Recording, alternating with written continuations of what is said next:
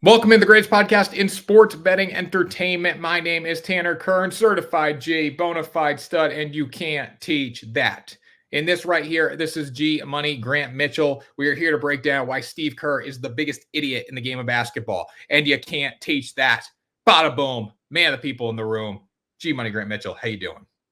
I'm doing pretty good, Tanner. Had a very low-key weekend. Really didn't do a whole lot of anything, but it was nice just to hang around, watch some of the Olympics. Obviously, track and field hasn't started yet, which we both know is my main thing, but taking in some of the rugby, the gymnastics, the swimming, it was a good time, and it's the Olympics. You know, it's always fun to watch, so excited to watch more of that in the next few days. I'm a Winter Olympics guy. Not as big of a Summer Olympics guy. I like the winter. I like the skiing. I like the bobsledding. I like the hockey, but I'm here for it. Do you go skiing and snowboarding during the winter up there? Yeah, all winter. I snowboarded a little bit. I've been a lifetime skier. I started snowboarding like 4 or 5 years ago. Don't snowboard as much, but I love skiing. So I'm doing that pretty much every weekend. So that's why I'm more into it. It makes you excited to go skiing. See, my mom lives in Colorado. She hasn't always lived there, just to be clear. She lived in Virginia with me for a while. But even though she lives out there, I've never been skiing or snowboarding one time in my life. She has really bad back problems and has since before I was born. So it's just something we never did as a family. You should go learn. Being in Colorado, you should definitely take some lessons. I mean, I should and I want to, but A, I would be going by myself probably, and B, is starting at 26 years old. Like, is that even possible? I learned to snowboard at like 21. I'd say, yeah, 21. So it's possible. And snowboarding, like it took me a little while, but once I was getting going, I was decent. And then skiing, lifetime. Skiing's like, I think snowboarding's easier to learn, harder to get really good at. Skiing is easier to learn, harder to get good at. Does that make sense? Like That does make sense. Skiing easier to learn. No. Skiing's harder to get really good at. Snowboarding is, I don't know what I'm saying, but when you skiing is easier to learn, harder to get good at. Snowboarding, harder to learn, easier to get good at. Like once you learn how to snowboard, it's easier to go down. Skiing, to become like a legitimate skier, it takes a lot of work. But just as far as getting on the sticks and like pizza slicing down the hill, like you can do that. It's pizza slice and French fries, right? Pizza French fry, yeah. Pizza French fry. Grant, you want to know what I did this weekend? What'd you do, Tanner? Locked in 3 future bets, and you've already shit on one of them. So okay, go ahead. Buccaneers over 7.5 wins. I agree with you. It's going to be 7 wins, 8 wins, or 9 wins. You said 7 wins. It's in that ballpark. But they have the 11th easiest schedule in football. They do have the Chiefs. They have the Eagles. They have some tough games. But I think in that range. Okay, that's one. Which is a decent bet. I don't mind it. Number 2, Alabama to make the college football playoff, plus 104. That's the value? That's the value right now. I'm going to go bet that as soon as we get off here. Yeah, Alabama to make the college football playoff for plus 104. Really like that play. And then the next one is UConn over 4.5 wins. And I want to read UConn's schedule to you, and you can tell me what you think of this. I think this might be because you're their offensive coordinator in Dynasty, Tanner. They're really good. That's the thing. People are getting like a false sense of reality by playing college football. Like, and Alabama's going to be good this year. Don't get me wrong. Like, but I am a little worried about the Nick Saban, Kalen DeBoer, handoff here. But like everyone's saying, oh, Alabama's one of the best teams in college football 25. Everybody wants to play them. Like they're going to win a ton of games. So, all right. So UConn football, Grant, tell me what you think of this. Maryland on the road. They're a 21-point dog. That's going to be a loss. Merrimack win. Duke is going to take a step back this year. Never know. Okay. I still like Duke. Call it as a loss. Yeah, call it as a loss. But I'm saying maybe you steal one against Maryland or Duke. I'm not counting on that, though. All right, so they're 1-3. They're 1-2 going into week 4. Florida Atlantic, Buffalo, Temple. I think you can take 2 of 3 of those games. 2 out of 3. I think you can easily take 0 of those. You could beat Temple's terrible. Buffalo This is UConn we're talking about, Tanner. UConn's not good. UConn won 6 games 2 years ago. They won 4 games last year. Okay. Come on. All right. Or they won 4 or 3. Yeah, 4 games last year. I'd say their best chances against Buffalo. All right. So they probably beat, I think they take 2 out of 3 of those games. All right. Okay. 2 out of 3. That's being pretty generous there. Wake Forest, loss. Maybe. I think you take 2 of 4. Wake Forest isn't that good. Rice, win. They beat them last year. They're at home this year. Georgia State beat their ass last year, but they're at home this year. So I'll say that's a loss. So you're 1-1 there. So if we go beat Merrimack, take 2 out of 4 of the next 4, you're at 3 wins going into your final 5 games. Probably beat Rice. That's 4 wins. Okay. Georgia State's probably a loss. UAB, can you beat UAB? Probably, I would think. Syracuse, loss. And then UMass, win. I think you finish with 6 wins. I think there are better bets to place out there, but hey, if you want to take it, go for it. I think this is because you're a UConn guy. Well, I'm going to watch him every week, so it's fun. But say you go, let's just win the games that you should win. Merrimack, win. Buffalo, win. Rice, win. UAB, win. You got to trip up to Amherst, Massachusetts with the season on the line for that 5th win. So I'm feeling pretty good about them being at 4 going into the UMass game. I mean, yeah, the fact that UMass is the last game definitely gives you some optimism. If they get a few wins early in the year, then you should feel good about it. And you can always hedge. You can always, if you got 4 wins going into UMass, last game of the season, it's going to be electric atmosphere up in Amherst. So I'm cool with that. All 500 people in the stands. There's going to be nobody there. The dynamic attendance in college football 25 is actually pretty mean too. And it takes so long. I don't know if you've probably only played at like Power 4 schools. Now it's the new, they call it Power 4, right? With the Pac-12 being gone now. I think so. Yeah. I've only played with like mid majors because I want it more than you. Like I want to win. Wait, whoa. Are you talking about in Dynasty? Yeah, in Dynasty. I've only played with like mid majors, and they don't have anyone in the crowd. So I mean, I played with Houston in our online league, which I guess is a P4, but like they just got there. You know what I mean? They haven't even really started. Yeah. But no, in my offline Dynasty, I've done a couple big ones. I've done Ball State and I've done Georgia Southern. So absolutely. I mean, those are not even mid majors. Those are low majors. I spoke too soon, but UConn has like literally 200 people in the stands every game. It could be like a big game. You could be 6-0 with like a ranked team coming to town. They barely fill the lower bowl. When you're playing these games, we talk about this game so much on the podcast. When you play these games, do you schedule your customs or do you make your custom schedule before the season starts? Yeah, okay. Like the first year I went like I'll do a regular and then I'll throw like custom schedules together just because you have to if you're playing as a mid-major to get any respect. Well, I hope you're like me where I'll put ranked teams on the schedule, but I'd never play them at home because it's just unrealistic. Yeah, I mean, it depends. It's so much easier. Playing a ranked team at home is so easy compared to playing a ranked team on the road in that game. And also, too, like the second year of my dynasty with UConn, I went 9-3 my first year. Second year, it's like they got Ohio State on the schedule on the road. They played Nebraska on the road. They played Notre Dame on the road. And I didn't come up with this schedule. And I'm like, what is this? And you said everyone left, right? Everyone, my entire offense left, except my quarterback. I had a Heisman Trophy winner at wide receiver. He left. Both my running backs left. And they were both getting a lot of time. It was crazy. So, anyways. Well, yeah, that was some of our weekend plans. But Tanner, another thing that did happen over the weekend, of course, was the USA versus the Serbia game. Well, I think you just want me to go off here, Grant. But Steve Kerr is the biggest disgrace to the game of basketball. You know, you have an you have the NBA champion on your bench, and you don't play him a single. You play Derek White. Wait. He played the NBA champion, Derek White. No, he got to play. Derek White is a Mickey Mouse invite to this event, okay? And I like Derek White, but he shouldn't be here. All right, you invite Jayson Tatum, the best player in the NBA.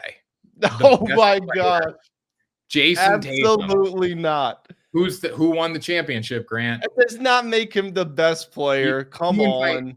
Jayson Tatum is a top 5 NBA player, and you don't play him. This is an exhibition game, basically. I don't think Tatum's top 5. All right, it doesn't matter what you think, Grant. Jayson Tatum should have played in this basketball game.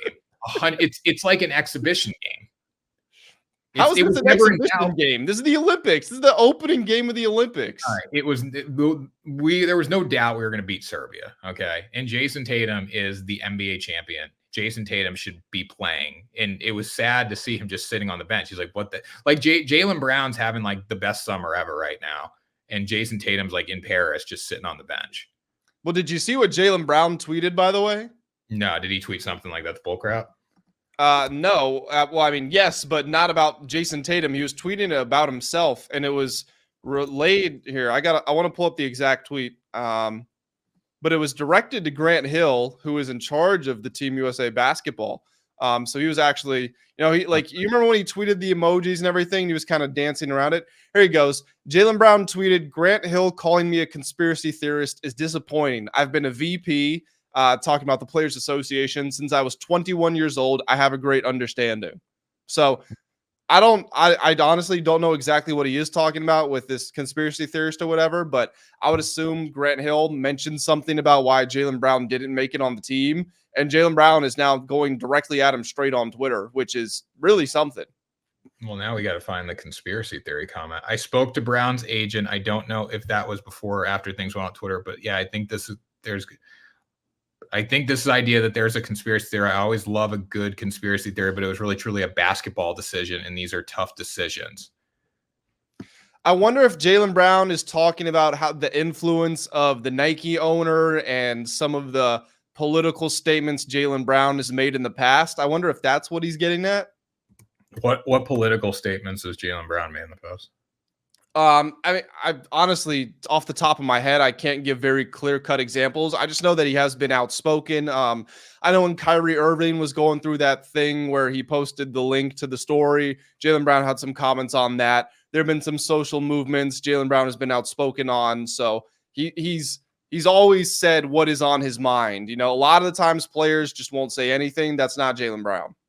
You're right. It is about that. Nike is a sponsor of USA Basketball and the outfitter of the U.S. Olympic team, and Brown has been critical of Nike over the years, including 2 years ago during a situation with Kyrie Irving after the athletic apparel brand dropped him. And Brown, who was not signed to an apparel company after 5 years with Adidas to start his career, has made it clear he believes Nike conspired with Team USA to keep him from competing in the Summer Games. There you go. Whatever about that. I mean, if Jayson Tatum's not playing in these games, like Jaylen Brown would have been sitting right next to him. So probably better he's not even making the trip. So first of all, Steve Kerr said after the game, he talked to Jayson Tatum before the game.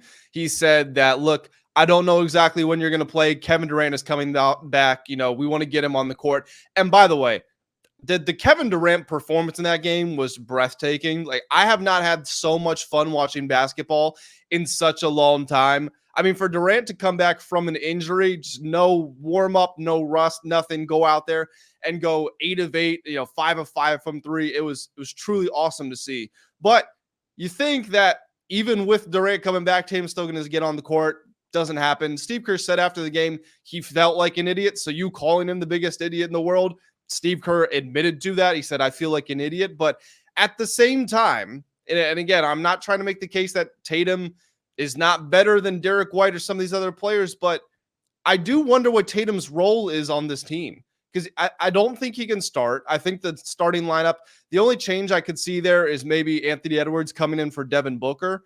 But then off the bench, like Kevin Durant, we know is going to be the scorer. If Bam is playing, he's going to be kind of your point center, setting up plays for everybody. Anthony Davis is your defensive guy. And again, whether it's Anthony Edwards or Devin Booker, we know what they bring. Jayson Tatum is his game, as standout of a talent he is.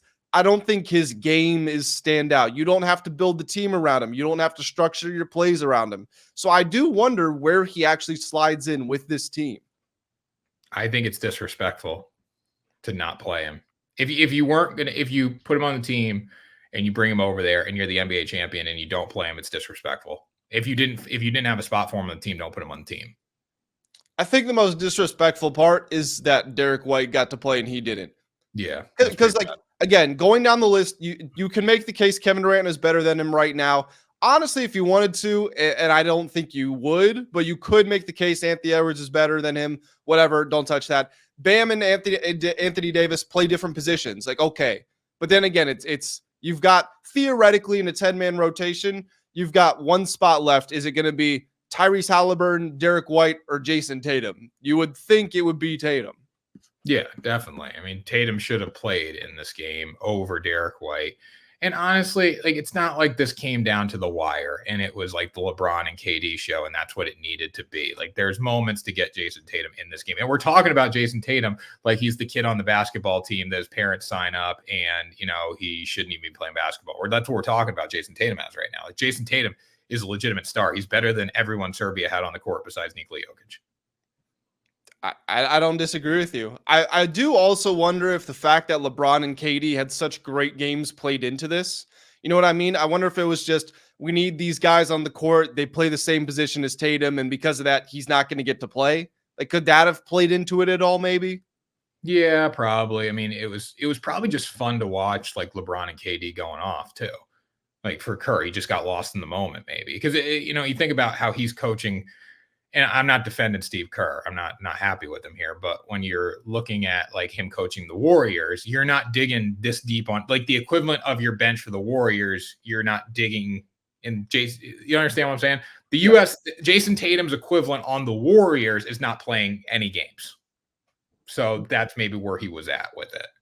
Yeah, it could be. And I also don't feel like Steve Kerr thought the U.S. was in trouble, right? You know what I mean? So kind of to your point there, was he thinking too deep about I need to get this guy on the court or whatever? No. And also, if this is an early regular season game, you're still focused on bringing guys in off the bench, making sure they get their minutes, making sure nobody's upset. At the Olympics, you don't care. You know what I mean? If you don't see the court, that's not my fault. I'm here to win a gold medal. So I think it was just a lot of things going in the right, or I guess the wrong direction for Tatum there. Steve Kerr did seem like he wants to play him and he plans to play him in the next game. So I guess we'll just see what happens there. When is the next game? I'm not probably the next 2 days or so, day or two. I would guess it would be game rest. Japan, that's women's. So when is it scheduled? USA men's team here. Canada, July 10th. So that's all right. Here we go. Serbia, South Sudan on July 31st. South Sudan was the team that almost beat them, right? Yeah. That's let's see, 31st is a Wednesday. Oh, so they've actually got a decent amount of time. And then they play Puerto Rico on Saturday. So let's check out the spread right now against South Sudan. It's probably going to. It was a 42-point spread, and they won by 1 point when LeBron hit that game-winning layup. And South Sudan also, congrats to them, just got their first basketball win in Olympic history in their first game. It's 31.5 now, so the spread dropped 10 points. That's wild. Yeah. A 10-point difference in a spread, basically, off of 2 weeks. I'd probably place USA minus 31. I wouldn't play either side of it, but I would take South Sudan for sure. You think they're that good? Well, no, I don't think they're that good, but this is always the thing, right? I was actually talking to somebody about the differences between this team and the dream team. We were talking about which team is better, and then there's the whole debate of, well, better doesn't necessarily mean greater and vice versa, whatever. We were going back and forth on that, and the case that I was making was there's so much star power on this team, this U.S. team, that it just takes time for the pieces to mesh together, right? If you let this team practice for a year and you put them out there, they would win every game by at least 30 points. I can basically guarantee it, but that's not the case. And if you want evidence of that, look at Jayson Tatum not playing. Again, I don't think he's top 5 in the NBA, but I'd say he's probably top 7. And you're going to tell me one of the 7 best players in the world can't get on this team? It just goes down to them still finding their roles, the rotations, the players are still learning where they need to be, et cetera, et cetera. So I just don't see them blowing teams out by a huge margin like that. Should be interesting. I mean, South Sudan coming off the win, they almost beat them last time. They're going to have confidence coming into the game. So I think 30, I wouldn't play either side, honestly. But if I had to pick, 31.5 is a lot to win by. I'm probably going to bet South Sudan plus 31.5, honestly. And I mean, like, people will say the U.S. is finding their groove and everything. First of all, Durant was ridiculously amazing. He's not going to go 8 of 8 in every game. And also, if you look at the U.S. in this game and all of their warm-up games, the 2 largest margins of victory were both against Serbia. So I'm not going to look at this blowout as a sign that they cracked the code yet necessarily. Yeah, definitely. All right, Grant. Well, we got the Hall of Fame game coming up this week on Thursday night. It's going to be exciting. Football is back. Gambling on the preseason is always a good time. Now, do you think it's cool to gamble on preseason football? Because some people say when you gamble on preseason, you should call 1-800-GAMBLER. I think it's cool if you're doing it for entertainment purposes, and that's how it always should be. Don't get it wrong. But I personally don't bet on the preseason. I don't bet on the summer league. I don't bet on spring training. It's just so fluky. It's like the differences between sports betting and being at the casino we were talking about last week. You're totally at the mercy of just luck and randomness. I don't think there's any sort of edge you can get in the preseason, so it's not for me. I would think there's got to be some like potentially unders, and like there's some, Hall of Fame game trends, I think, when it comes to unders, but the total's 31.5 here. Bears are a 1.5 point favorite. Again, nobody knows who's going to play in this game, how good the backups are on each side. Like, will Caleb Williams even get a series in this game? We know CJ Stroud probably won't. So, looking at this game, we're not going to do that. We're going to take a bigger look at the two teams here and talk about Caleb Williams and CJ Stroud. So start with Caleb Williams, Grant. What do you think he's going to do this season? So this is the interesting part. Caleb Williams, I believe, to set a Bears franchise record for passing yards, I think he needs to average like 220 or 230 passing yards per game, which he's more than capable of doing. In this modern NFL, and with the weapons around him, with DJ Moore and Keenan Allen and Rome Odunze, Cole Kmet, Gerald Everett, throwing for 220 yards per game should be nothing. That should be the expectation. And yet, if it happens, it will be the best quarterback season in Bears history, which again just blows my mind a little bit. Do I think Caleb Williams can do it? I do. I think I'm higher on him. I'm pretty confident I'm higher on him than you are. I don't know if he is Patrick Mahomes, as people have said in the past, but for me, what I saw from him at USC, his talent did make it look like as if, he's got to have the commitment. He's got to have the mental fortitude and all of that, but just the physical gifts, it does look like he could be that type of player. It's not going to happen in his first season, but I can't remember a rookie quarterback stepping into much of a better situation than Caleb Williams is. So my expectations for him, 220 passing yards per game. I could see him doing that. 20-something touchdowns. I think you could see that. And then the Bears getting into the playoffs, I think it's certainly on the board. They won 7 games last year with one of the worst quarterback rooms in the NFL. If Caleb Williams is even halfway decent, then I think that puts you in the playoffs. Yeah, I agree with that. I mean, playoffs is hard for me to say right now, because when you look at the NFC North, you have such a highly competitive division, right? Like, I think the AFC North and the NFC North are two of the best divisions in football. So, looking at the path that the Bears are going to have to go through, it's definitely going to be hard. I'm not saying that Caleb Williams, not that I'm not high on Caleb Williams. I think we've seen some issues with just how he reacts, and like there's so much pressure on him right now. So if he doesn't necessarily perform right away, like no one's going to be patient with Caleb Williams. He's going to have to come in and play pretty well right away. And if he doesn't do that, I just think there's going to be so many comments, so many, chirps that how's he going to handle that if the Bears go on a little bit of a losing streak and the Bears become the Bears that we've seen in the past few years and they just continue to fall apart. And then, we're looking at the comparisons. This is Justin Fields 2.0, which is not even, no one's going to say that in the sense of these are two really good. No one's going to say that in the sense of like, Caleb Williams to Justin Fields, but we're going to say, do the Bears actually have their quarterback if things don't go right very quickly here? Yeah, I don't disagree with that. And I will say the fallout that happened at USC in his second season there, which they still weren't a bad team, but a lot of people, I think, expected them to ascend, maybe even compete for the college football playoff. And of course, they ended up taking a step back. A lot of that was not Caleb Williams' fault. I mean, that team was so bad, particularly on defense. I think this is the first time probably in, I don't know how good his high school football team was. I know where he went, but it's not like I was watching their film. But the point I'm making is this is going to be the first time in a long time, and the first time maybe ever, when he steps onto the field and he doesn't have to be the clear-cut best player on his team for them to be competitive. If you look at this defense, this Bears defense last year, after they traded for Montez Sweat in the final 8 games of the year where they had him, they gave up less than 18 points per game. And if you apply that to the season as a whole, that would rank 3rd in the league. So with Montez Sweat, the Bears were on pace to be a top 3 defense. I don't think they will finish top 3, but the point is they have a capable defense. They have elite weapons on offense. he doesn't have to go in there and be Superman to still have a very successful year.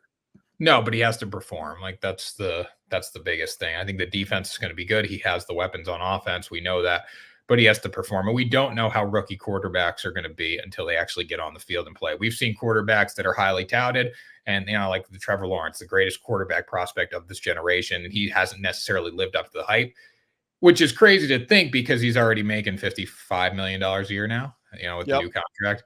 And we can talk about that here, in a minute, but the contracts are getting wild for these players that haven't necessarily done a whole lot. Looking at Jordan Love. So it's going to be interesting to see. I think if Caleb Williams comes in and he plays well, decently well right away, he's going to be a god in Chicago and things are going to go really well. But if they hit adversity early and he's not performing up to a standard that, he is setting and the city is setting, I think there's going to be some issues. Couple other rookie quarterbacks to talk about. Jayden Daniels playing for my Washington Commanders. Tanner, you'll remember before the draft, I wanted us to take Drake Maye. I had concerns about Jayden Daniels, namely his size, and also the fact that he played with both Malik Neighbors and Brian Thomas Jr.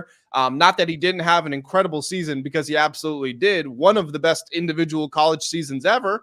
But I was just worried that the level of talent he played with was so superior to the people around him. And also, they basically never went over the center of the field. In the NFL, you're not going to survive just throwing long balls outside the numbers. You're going to have to fit tight windows. You're going to have to control the middle of the field, et cetera, et cetera. From what I've seen from him in the training camp, what I can see, the news reports, the highlights, et cetera, he looks pretty good. I love his interviews. He seems to be a very mature man. So I'm a little more optimistic than I was when we drafted him. I'll be honest. I'm optimistic about him. I think he's going to be very good, but we don't know with rookie quarterbacks. Like, we can sit here and you can analyze it and you can look at ML football and JPA football on Twitter, all these guys that are sharing all this stuff and all these clips, and they look really good, right? But we don't know. Like, Daniel Jones is throwing deep ball dimes to Malik Neighbors right now. And we know that's not going to happen probably when we get into the season.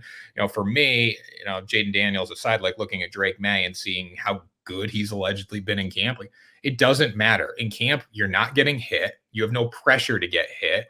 You have no pressure in the sense of you're just learning the playbook and you're going against guys on the other side for a lot of these reps that aren't even going to make an NFL roster.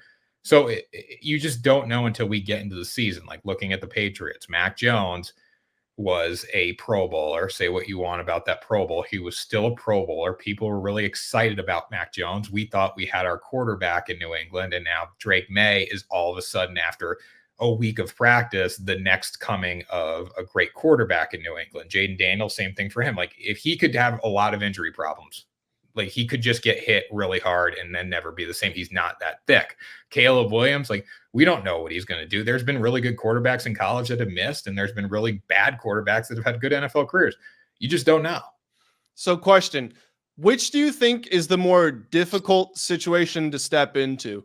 With Caleb Williams, the Bears' offensive line, is good. I think it'll be decent this year. You've got all of those weapons. You've got the defense, and you are in a tough division, but you're expected to compete for a playoff spot. With Washington, and I'm not saying Washington is better than the Bears, because I don't think that's the case, but I'm just asking you which is more difficult. With Caleb Williams, you're the first overall pick. You've got the pressure, etc. With Jayden Daniels, the Commanders basically have restarted the franchise. They turned over, I think, like 66% of their player and coaching personnel, a whole new coaching regime, new head coach, new offensive coordinator, new position coaches, tons of player movement on both sides of the ball, new front office. You're probably not going to start off as good. You're not going to win as many games as the Bears, but which situation is harder to step into? I think it's harder to step into Caleb Williams' situation because you're expected to win right away. That's going to be your team moving forward. And you're being portrayed as this persona that's going to lead the Bears back to the promised land. However, like, Pac-12 defenses that you faced last year are not NFL defenses. It's going to be a lot harder. It's still hard to make the transition, no matter if you're playing in the SEC and going to college. Like, it's just totally SEC to the NFL. Totally different ball game here. I think For Jayden Daniels, there's not as much pressure to perform early. Grant, your Washington Commanders have not had a lot of success, so anything over a certain amount of wins is a really good season. Like if Jayden Daniels wins 5 games this year, 6 games, and he plays pretty well, and his touchdown to interception ratio is not bad, like there's going to be a lot of excitement around that team moving forward. However, on the flip side, you're Caleb Williams. If you don't have a good season this year and the Bears don't win about 9 games and make a playoff push, 10 games, you're a failure this season. So as you were talking, I wanted to go back and remind myself of Caleb Williams' not stats from last year, but his game log, just to see where everything was.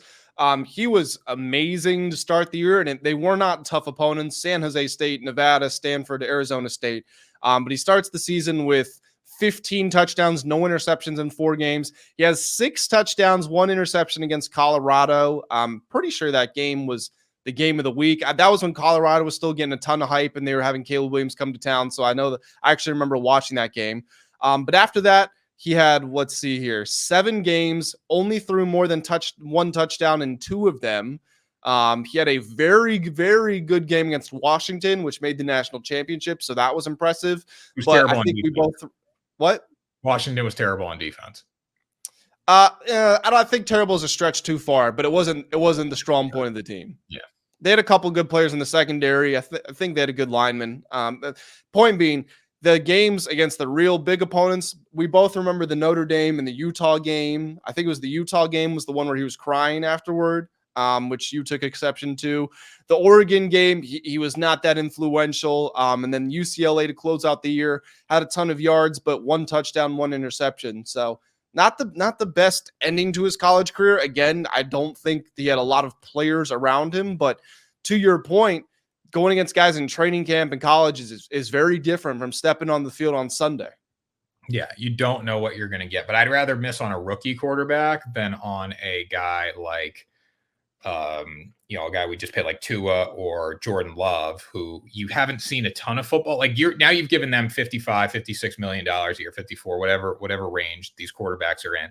And these guys haven't shown a whole lot. Trevor Lawrence, right? They're these teams' best chances to win, but they're getting a ton of money. So at least if you miss on like Caleb Williams, you can restart and you didn't burn the boat when it comes to money. But now, like, would you rather hitch your wagon to like Tua for 55 million?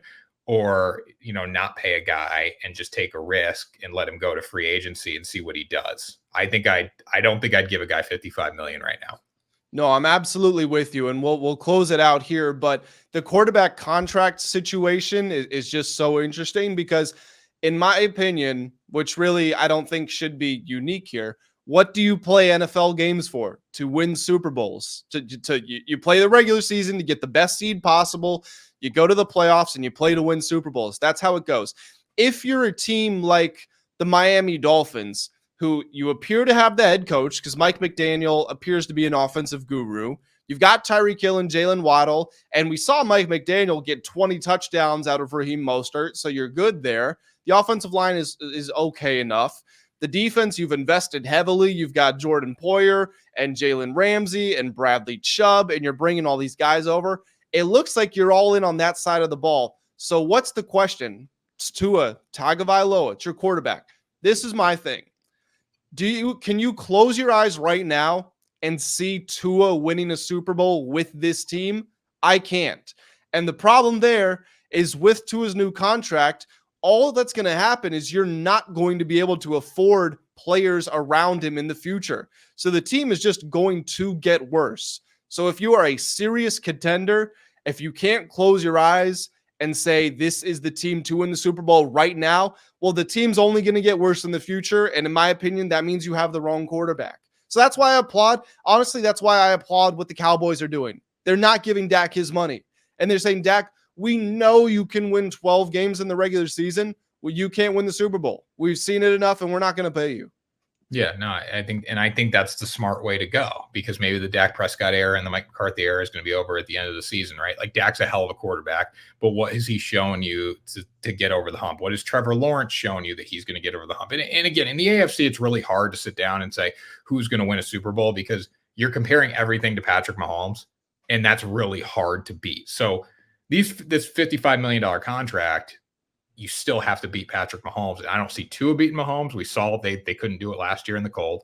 I don't see Trevor Lawrence beating Patrick Mahomes. I don't see who just got paid, Jordan Love. I know it's a different conference, but I don't see him going through the NFC right now. So it's hard to like if the 49ers can win with Brock Purdy, and Brock Purdy's still an above average quarterback in the NFL. If they can win with Brock Purdy, I don't think the $55 million strategy is the way to go. Invest it in other members of your team and try to run the football and have a quarterback that's very good, but you don't have to pay $55 million. You know what would be a little freaky? What if the 49ers lose in the first round of the playoffs? Dak Prescott's a free agent. Never know. I don't think you can bench Brock Purdy, though. I think you could trade him and get something good for him. I mean, Brock Purdy's done exceptionally well. He's proven he's good enough to be a starting quarterback in the NFL. So it's hard to make that argument. He has, but at the same time, Jimmy Garoppolo did look like a very good quarterback in the Niners system. Brock Purdy's looked much better. Don't get me wrong.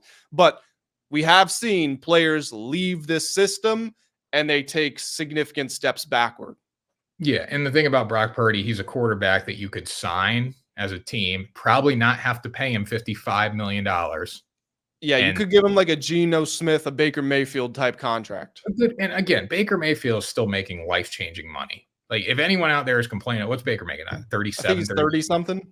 Yeah, like high 30s a year, I think. Like that's still a really good contract for a quarterback. And it just blows my mind how we're giving quarterbacks that have no chance of getting to the Super Bowl $55, $56 million. Doesn't make sense. I agree with you. I don't get it. Anyways, Grant, that was the show for the day. Good show. It was the show. Tanner, we should take our expertise running dynasties and we should start applying for NFL front office jobs. It would be cool. And I don't know how NFL, like how Madden's going to work with their franchise mode. And I've never really gotten into it as much, but it'd be cool if you could really dissect the contracts and stuff. And I think you can, but nobody's that interested in it because the game sucks. Yeah, Madden always sucks. I don't know how they did it. I don't know how NCAA is so good when Madden is so bad. Madden should be great next year. Like if Madden's not great next year, we have a problem. This year, I don't expect much, but in 2025, 2026, right, it should be great. Also, too, it's hard because Madden's been around every year. Bang, bang, bang. It's like you can't, what do you up? You know, and that's the only football game. You're not competing against anything. You have no desire to up it. Yeah, I remember there was a comment from, I think it was a 2K developer, and before one of the recent releases, they said we really focused on making the game more fun this year. It's like, well, what have you been doing? Isn't that your job? What has been going on for the last few years? Yeah, so hopefully Madden's good. But anyways, Grant, we run these franchises better than some of these NFL teams.